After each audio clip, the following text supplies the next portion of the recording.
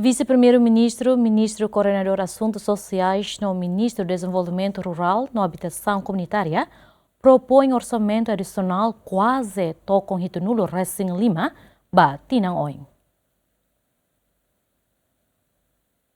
A FOIN apresenta plano orçamento tinang riuroron resinen ba Comitê de Revisão Orçamento, Vice-Primeiro-Ministro, Ministro Coordenador Assuntos Sociais, no Ministro do Desenvolvimento Rural no Habitação Comunitária. Mariano Sanami Sabino informa e a apresentação ne a parte propõe orçamento quase tocam Ritunulo Racing Lima ba Comitê de Revisão Orçamento atu financia ba programa SIRA ba Desenvolvimento Rural no Habitação Comunitária. Hodi hari uma digno atu sidaresi ni território nacional e tinang oin, tamateto fiscal nebe Ministério Finanças fola suficiente atu cobre programa ne. Sim, né, quase que incluía pronto 8 milhões maka coloca para desenvolvimento rural e tá tendo que dar sanela to né também maka teto ne fo mas depois se halo discussão adicional mas coisa to né adicional mais ou menos 75 milhões essa né maka coloca prioridade na parte ida caracalo uma habitação 1.300 para 13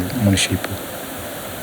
E depois, Suco, Tinandaneta aumenta 212 aldeia e plano vai 2026, né, 500 aldeia.